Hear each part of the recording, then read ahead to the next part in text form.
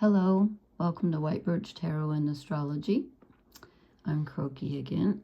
We're having bizarre weather. I'm going to talk a little bit about the astrology going on, and then I will timestamp when the card reading begins.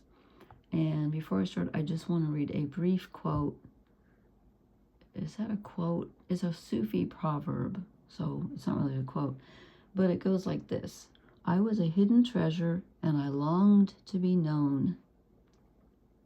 Yeah, I like that.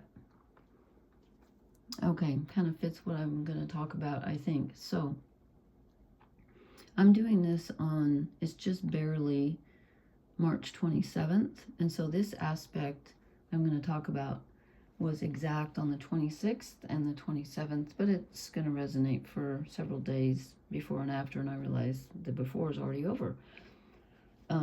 But the planet Venus, who rules our relationships, where we find beauty, what we find beautiful, harmony in our lives, and to a certain extent our self-worth, and as I said, all of our relationships. She is meeting up with Chiron, the wounded healer, in the sign of Aries, and they are at, where's my notebook? Did I not write down? Yes, I did. They're at like 24, 25 degrees of Aries. And they're also conjunct a dwarf planet, and I don't really know much about them because I'm not a professional astrologer. So full disclosure, called Aries, E-R-I-S. And I looked her up, and it said she's about, I can't read my writing. Oh, discord, strife, and profound disruption. But the thing is, she's more of a generational influence, so I'm not really going to talk about her, but just to let you know, she's in the mix. So we have feminine energy with Venus coming together with the wounded healer, which gives us a chance through our relationships with others and with ourselves to look back at where we were wounded, where our primal wound is, and not only get some insight into it, and perhaps it will come up, in something, in a relationship, or something that we're going through right now, but it also gives us the chance to do some healing with it. That's the good news.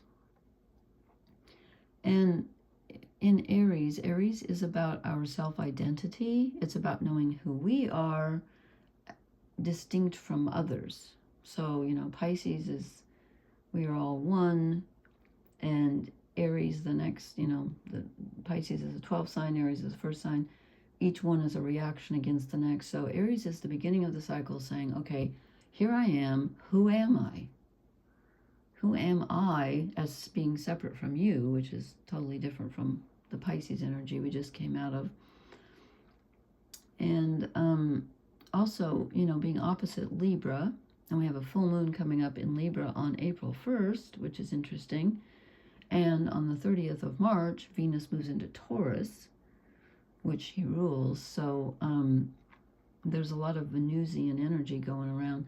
But the balance between Aries and Libra is, of course, Aries is me. Libra is me in relation to others. How do I achieve harmony? So it's, where do I begin, and what, how do I assert my independence while still being in harmony with others? There's that balance we're trying to achieve. And so when Venus is together with Chiron, things come up concerning that, how that's been modeled for us in our lives, and, maybe where we've had issues, and then it's also an opportunity to heal it. So that's what they say. Okay. And I also I was thinking about this when I was thinking about doing this before I even drew the first card, which bears out what I was thinking about.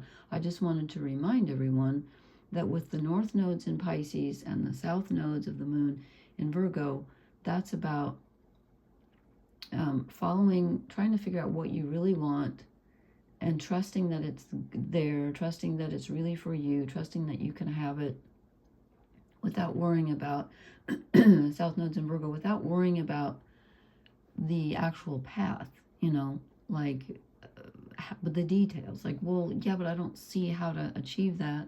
And Pisces, the North Node in Pisces is telling us, well, just have faith in your visions, have faith in your dreams. That's how you get there.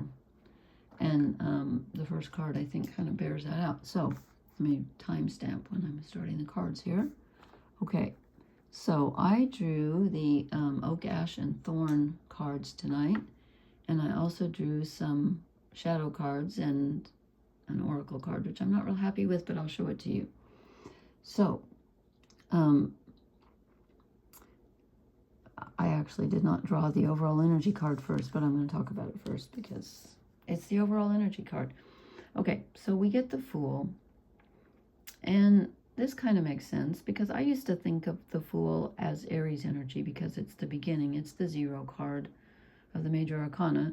And then someone pointed out to me that actually it's all of the signs because it's pure potential.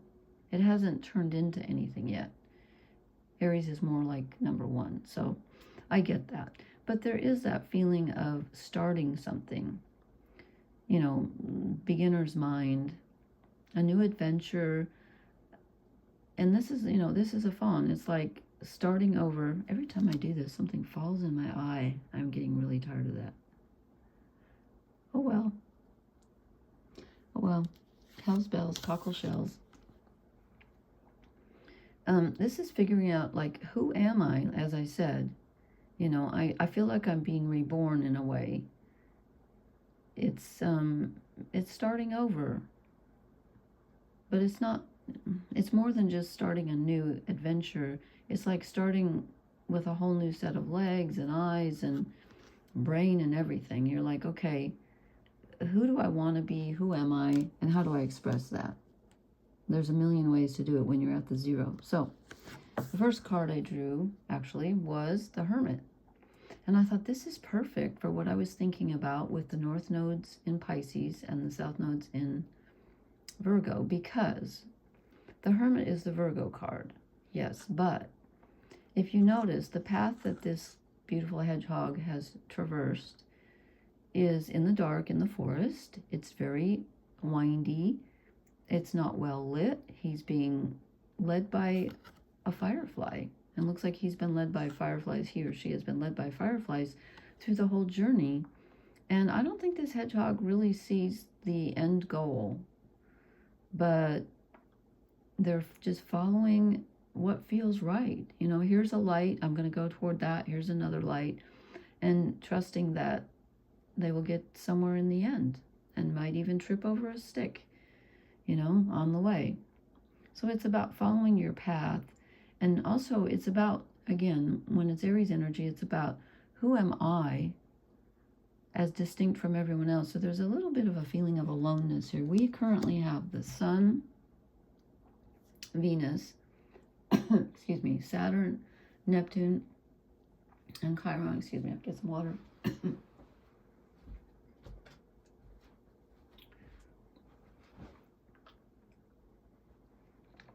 They're all currently in Aries. I apologize for my voice. We have astoundingly high winds here, and it's very dry, and it's blowing everything around. And then it started raining just enough, you know, to get like everything weird. Anyway, so followed by, pardon me, the Ace of Pentacles. So now it's about starting a new venture, something that feels real, something that is real. It's like, what can I do and what do I have to start with? I need to start something and it needs to be real, and you may be starting something real right now, and you want to make sure that it's really grounded, that you stay grounded. It has to feel real right now. It has to feel like it's for you. Okay, there's that feeling of, I want to start something, but it's got to be real. It's got to be real. This is the beginning of a new journey for me. You know, the Ace is the beginning of the numbered cards, and then I draw a page, which is the beginning of the court cards. Here's some more new energy, the Page of Wands. This is about finding out what you're drawn to. What do I desire? I want to start something, but again, it has to be something real and true. The word true is important here. And it has to be who I am. You know, wands are fire, and Aries is a fire sign. So this is about finding out what you truly desire. That will lead you down this path. And then this, if for those of you who watch Gemma, card has been coming up like crazy.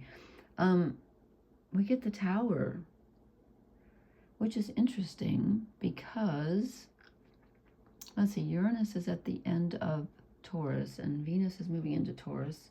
I don't know when she conjuncts Uranus, but anyway, we get the Tower. So this isn't like, you know, normally the Tower's like falling down, although this tree's perched very precariously on this hillside. This is like a sudden change or a sudden realization. I don't know why I can't talk tonight. That changes things. There's a change coming. Oh my gosh, you know what? 5, 6, 7, 8, 9, 10. 1, 2, 3, 4, 5. Why can't I count? 10, 11, 12. That's point. Anyway, I was out for a walk this evening and I saw these turkey vultures over my head. And I just knew before, I always count birds. I just knew before I started counting that there would be 13, and there were. So I thought maybe there were 13 of these, but kind of depends on how you count. So there's a big change here. You're going to look at something differently because more information is coming in, or you're going to have a sudden realization. This is an aha moment. And again, when we're talking about Venus and Chiron, this can be a change in a relationship as well. Now, the top row, I was asking just about our general lives, you know, like our energy, work, stuff like that. What are we doing? The bottom row is more about relationships, but this is leading us into the relationship row. I think this is about us changing. I just get this feeling that we just feel different. We just feel different. So down in the relationship row, we have the Two of Cups. This is great because I was talking about balance with Venus, and this is a feeling of balance. It's someone helping us, offering us some aid, and us offering some help to someone else. So there's a balance here. There's a feeling of, you know, equanimity in our relationships, or just in one special one, I don't know, but this is good. Here comes some harmony. That's a good thing. And then we get more sudden change here. We get the Wheel of Fortune. Something really changes here. And I think it's more than just okay, yes, you can have a realization, but it kind of changes everything. Things feel different, and something might be very different. There could be a change in a relationship. I don't see anything bad. In fact, it looks very positive. It looks very positive to me, but there's a definite change here. The wheel turns. You move on from something, or you change the way you look at it, or your luck changes. And then this card actually came out with 2 cards. So the first one is the Empress. There's Venus. There's our glyph for Venus. And this is about being in your power and saying, this is who I am. These are my boundaries. This is what I rule. I'm the queen of my space. And, you know, I value myself. And I expect you to value me as well. And then we get the 4 of Cups with it. And I thought, okay, doesn't really go with the 2 of Cups, as this is about sharing, and this is more about, I don't really care. Then I thought, well, when it comes out with the Empress, I think what it's saying is that I'm not going to let anyone disrupt my emotional peace. I'm going to keep myself to myself with the Hermit card. Doesn't mean I can't interact with people, but if people are disrespecting me or whatever, and I'm just not clicking with them, I'm not going to engage. This is total disengagement on an emotional level. You're not going to get to me. You know, I'm up here in my power, and I'm going to stay here. And then it's borne out by the last card, which is the King of Pentacles. So she's not only the queen, she's the king too. And she's saying, you know, this is my domain, and this is what I have, whether this is my self-worth or something I own, or, you know, my possessions, my integrity, whatever it is, this is mine.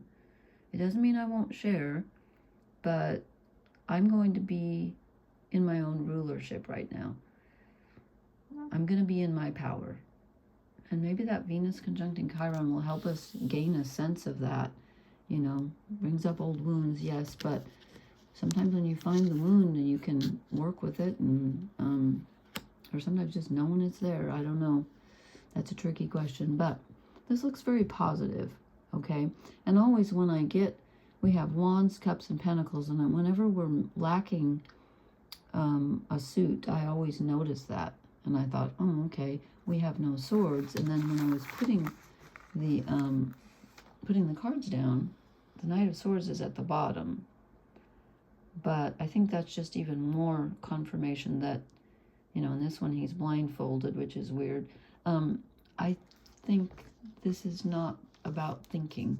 This is about physical and emotional and, you know, spiritual, whatever you want to call it, willpower, healing. Anyway, and then I drew some shadow cards and I said, okay, what are we missing?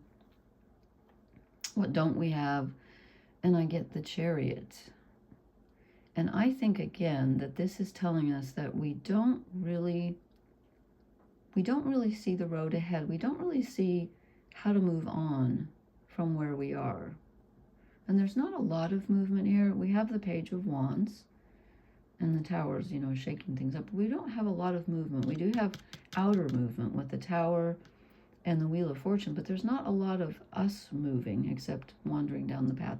So I think we're kind of, you could feel a little lost right now. Like, where is my path? How do I get out of this dark wood? And then, as always, it seems like I always draw a shadow card that reflects one of the other cards I drew. And so we have the Four of Cups down here. But in the shadow deck, it's like a lack of motivation, a lack of emotional connection. Your heart's just not in it. You're feeling kind of blah. I'm not quite sure why I guess it's fake fruit, like hanging on the tree here, because that's not real fruit. It's like ornaments. You know, he's just not buying it. The tree's dead. Clearly it's not going to produce apples or whatever. So there's a feeling of, I can't quite get my, you know, my desire's not there. Well, maybe that will come out with the Page of Wands. I don't know, but there might have been some trouble there about connecting.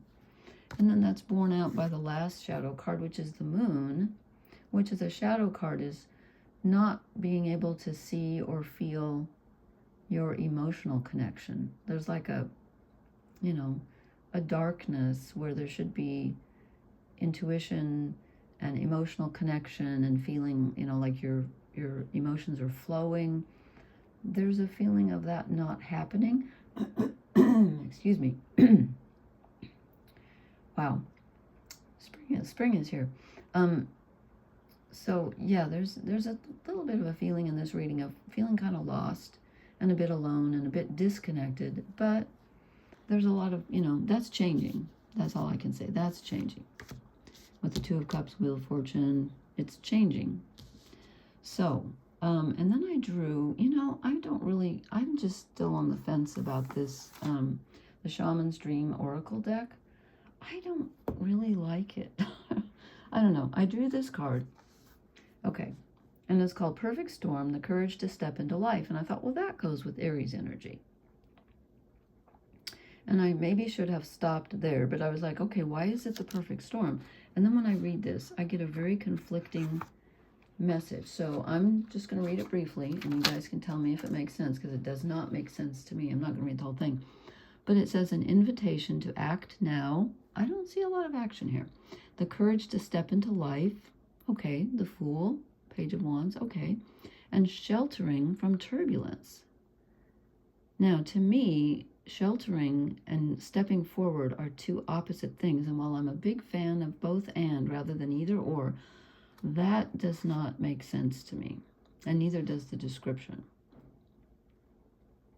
So it says, I'll just read the first part. When the perfect storm appears, it cautions you to be ready for an exciting, if turbulent, time. The winds are picking up, and you need to make sure that you are close to the eye of the storm, or you will be buffeted by gusts that may take you far from where you need to be. The key is to remain centered and balanced and bear witness as the forces build in intensity. Okay. And then it says, let go of those thoughts, beliefs, and attitudes that clutter your heart and cloud your mind. Then the storm will be absolutely perfect for you. But then it tells you to seize the moment and go forward. And see, that's two different things to me. So I do not understand how we can shelter from turbulence and step into the storm at the same time. I'm not liking these cards. Let me know if you feel differently. But I don't get that. I truly don't get that. Why does he have... He's a crow with peacock feathers. Maybe it's a paradoxical card, but I'm sorry. Anyway, please let me know how this resonates with you and how this energy is treating you. I will post again before the full moon in Libra on the 1st. And as I said, Venus moves into Taurus on the 30th, and that should bring some a little less volatile relationship energy, more grounded, and I think that's going to be good. I'm looking forward to that. She rules Taurus, so that's good. Anyway, leave me a comment, please. Please hit the like, share, and subscribe buttons. I will talk to you later, and thank you for listening. Blessings. Good night.